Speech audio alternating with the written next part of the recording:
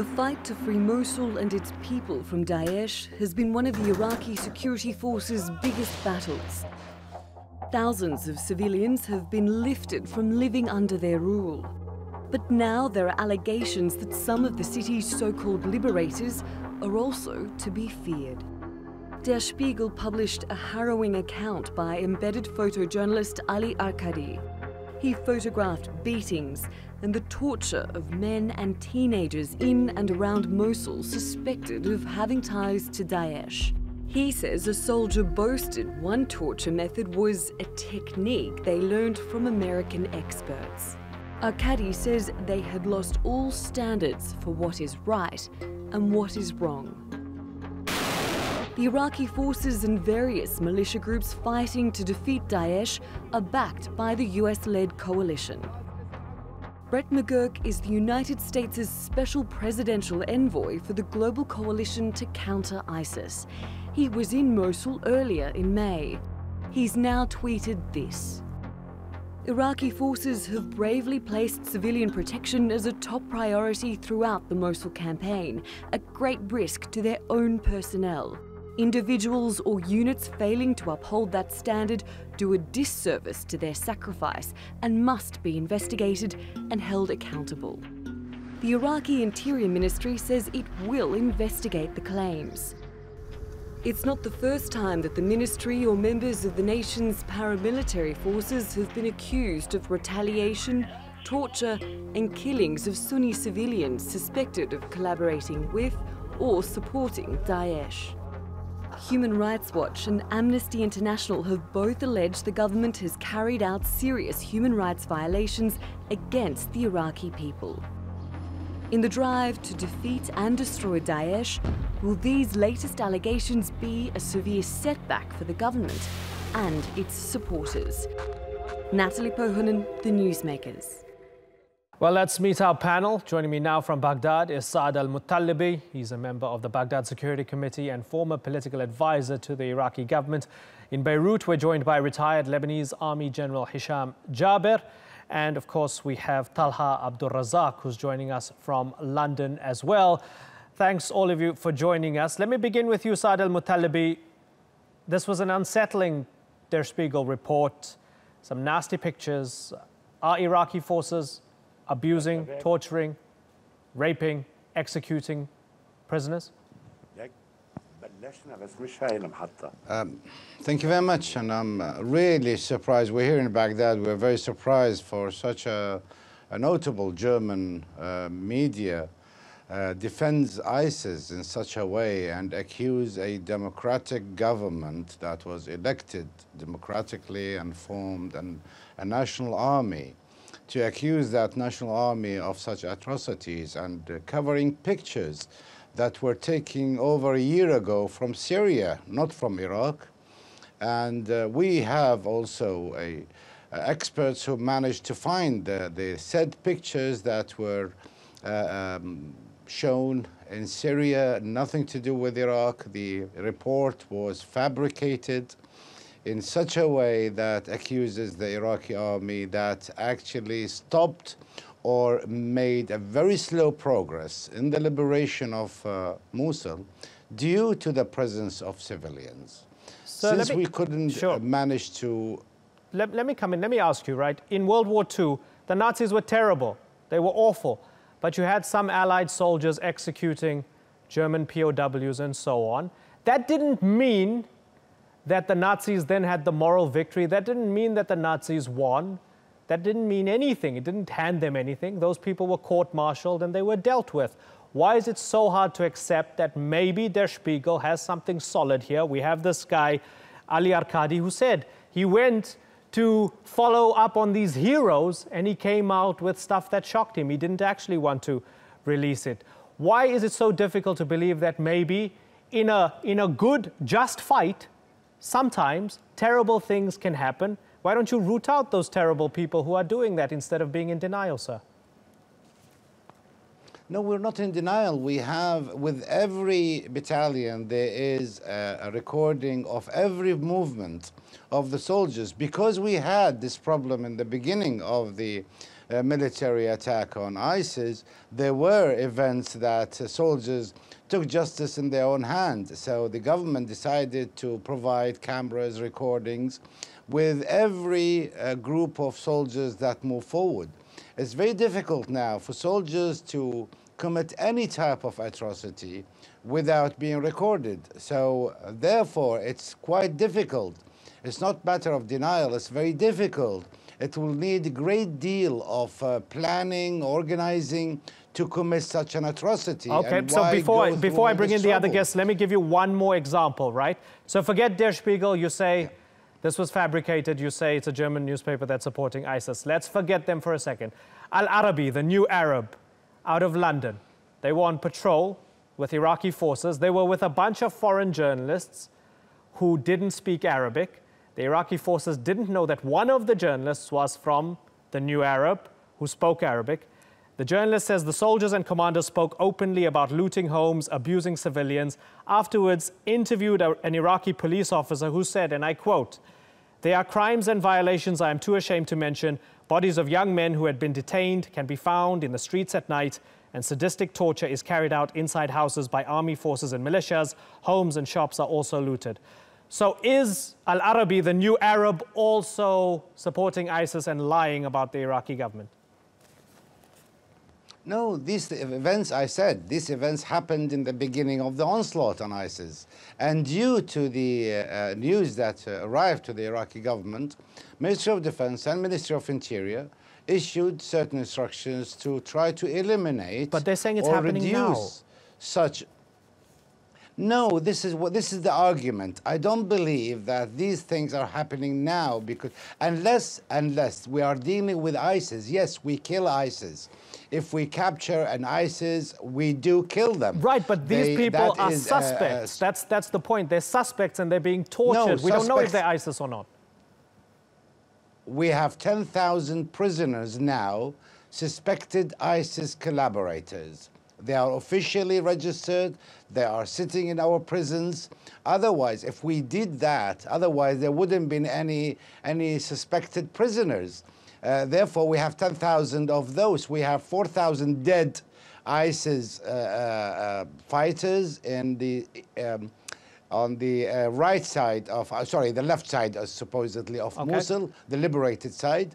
And we have, as I said, 4,000 dead bodies, and we have over 7,000 between Salahuddin and Mosul. So ISIS fighters, they are killed. Okay. But suspected ISIS collaborators, they go to prison. Okay, so you're saying they're not being... Okay, fair enough. So you're saying the suspected ISIS collaborators are not being tortured, not being raped, not being executed. Talha Abdul Razak, do you believe that? Not at all. And in fact, the gentleman from Baghdad just admitted that, you know, when they capture ISIS fighters, they execute them. He said, we kill them. Of course we Well, do. I'm sorry, you know, that's an open, tacit... you're just admitting that you're breaching international law. You're capturing enemy fighters. You're supposed to put them on trial. Yes, you can laugh all you want, but according to everyone else, they are still enemy fighters. They have to be put before a judge. They are terrorists. They have to be put before... Yes, they're terrorists, and they need to be put before a judge. Yep. So let's get clarity. Let's get clarity. Saad al-Mutalabi, let's hold on. Talha, just for a second. Saad al-Mutalabi, are you saying they're being killed in firefights, in actual battles, or that they're being captured and then executed? Because this is a crucial difference. Because the executions against the Geneva Conventions. Of course, first of all, they are terrorists. They are not a foreign fighting forces. They do not belong to an opposite army. Is it during firefights or when they're captured? So when they are killed in firefights, or when they resist arrest, or they resist surrender, they are naturally killed with no mercy. But as a prisoner, if they fall prisoners of war, I mean prisoners in our hand, there's no need to kill them. Okay, so let's ask, take them into custody. Fair enough. Okay, so you clarified it. Is that clarification enough for you, Talha? Not at all. I mean, he just said if they surrender, they're killed without mercy. And to have, you know, to issue an order to execute prisoners and, you know, to show no quarter is actually mentioned in international law. It's actually a war crime to do that. So irrespective of whether they're terrorists or not, they're put before a judge with a fair trial, and we all know what the Iraqi judiciary is like on that account, And should they be found guilty, then they are punished by the law of the land, which is naturally an execution. Okay, so let's you bring can't in just Hisham capture Jabir. prisoners and execute them. Okay, Hisham Jabir, do you believe that this is policy, or that while some of it might be true, these might be rotten apples within the Iraqi army? Which one is it? No, I don't know. I cannot. Nobody can deny. Nobody can prove this under the investigation. A real, honest, and neutral investigation will happen. Let me tell you something. I heard your guest. First of all, violation of international laws. It happened in the past and the present. It happened in South Lebanon when the Israeli did occupy 22 years, and especially in Khiyam prison. It happened in Baghdad and Abu Ghraib when the American forces did violate the international law and torture and etc. and rape even. What we learned from Baghdad, this is the Spiegel, and last week was published, that testimony of photograph. We are not sure, we cannot deny, we cannot say that's true. And second, we hear today that the Minister of Interior, Iraqi Minister of Interior, Mr. Qasem, ordered to open an investigation and insist, to be honest, you know, to see what happened, if really it happened, you know. And if you see in the war, you know, and maybe it's true, the only, you know, the end of the story, if it's happened or not, we can have it, you know, if we make a international, let's say, a neutral investigation made by a committee which, you know, has good reputation. Mr. Jabir, General Jabir, do you trust the Iraqis to investigate themselves, sir? I think if I do trust, maybe others, they don't. So to convince everyone in the whole world, let me tell you something. It happened everywhere, and if we want to stop this kind of crime of war, we call them, which is against the international law, and which is against even the Islam rules, you know, because I heard your guest from Baghdad, he said, we kill ISIS prisoner. No, it's against the prisoner of war, POW, is not supposed to be killed. Good point. So let's ask. Second, I mean, if we want to make the first milestone to solve this problem, the first step, I think we have to start now, not tomorrow, to make a real investigation and to punish and to publish the punishment to everyone in the world. Okay, so Saad al-Mutalibi, Hisham Jabir is not happy with your claim that they're terrorists and they deserve to be killed. If somebody's a prisoner of war, you don't execute them. And secondly, he's saying allow for an international investigation, even if he trusts the Iraqi government to investigate itself. Maybe others don't. And that's a fair point that he makes, isn't it? So maybe allow in impartial investigators?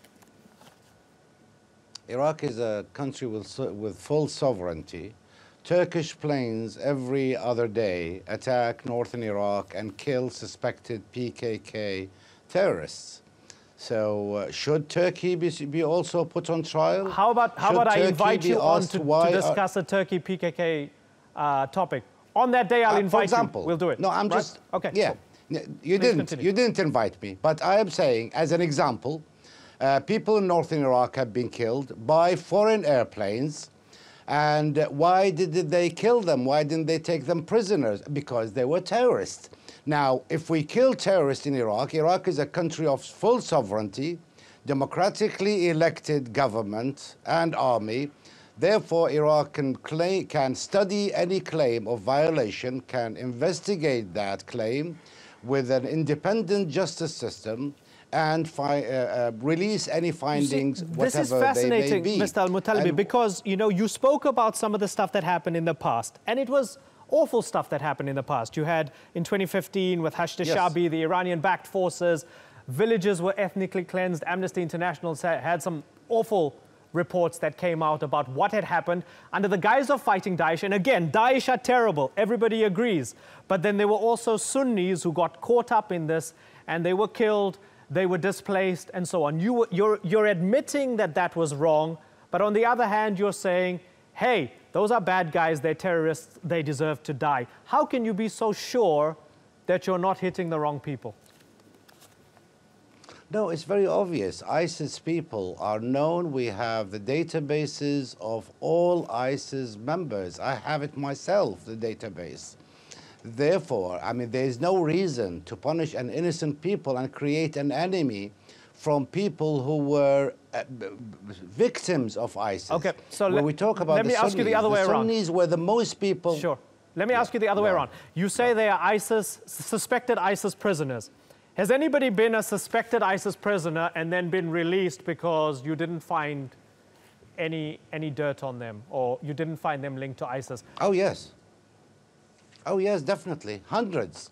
Hundreds, okay. Not one or two. Okay. We're talking about thousands in Salahuddin, in Tikrit province, okay, so, who were released completely. Okay, so let me pose that to Talha. There's no need to create enemies. Okay, let me pose that to Talha. Talha, there are those who are suspected of being Daesh and then they're released because there's no evidence. Talha?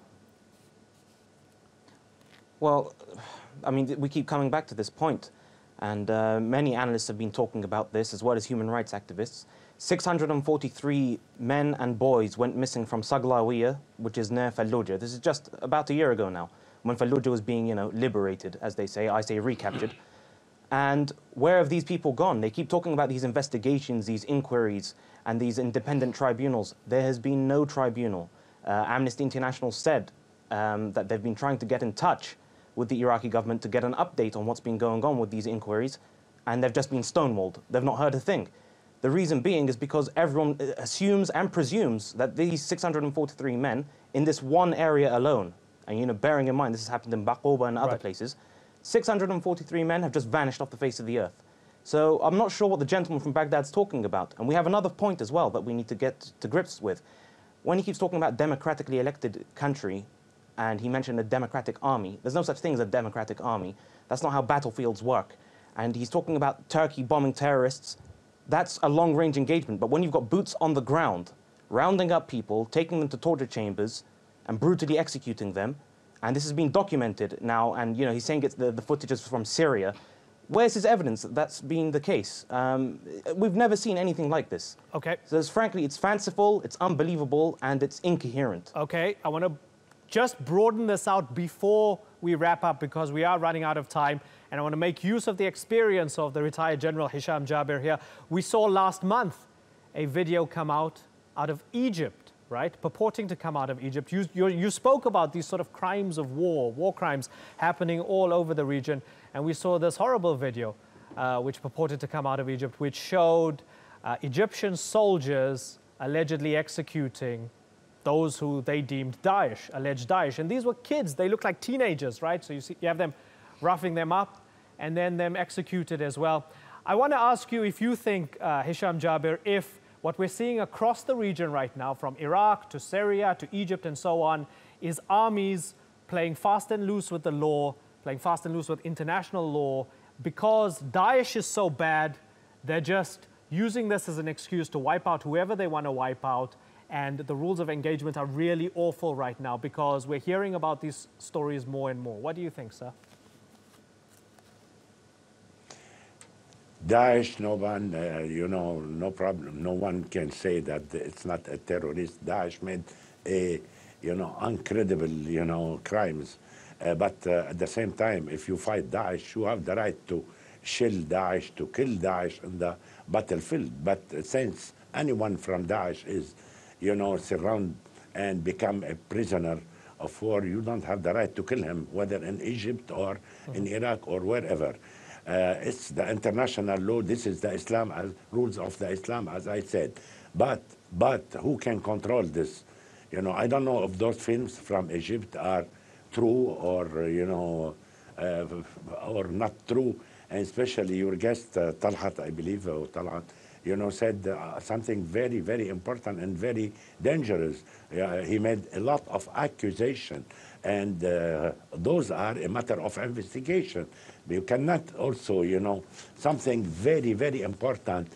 We have to stop about it and also to start to investigate. Now we are talking about a few man, few civilian has been, filmed or taken photos from a photograph, who gave it to the Daesh Spiegel, and Daesh Spiegel did publish it, and what happened? There are hundreds of those cases. Nobody can see it because they are not photographed. They are not under, there are no witnesses. Wherever it is, I think, and the international committee, the United Nations, must be neutral and move from day one and make the first milestone, to solve, to correct, this way, which is happening everywhere in the world.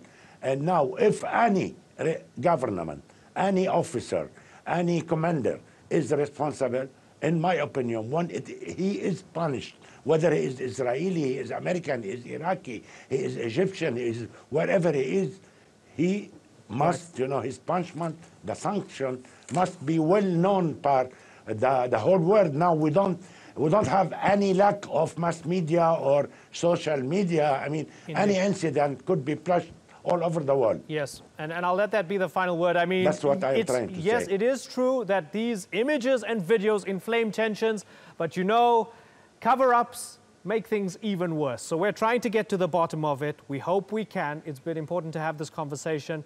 Talha Abdul Razak, Saad Al-Mutalabi, and Hisham Jabir, thank you all for joining us.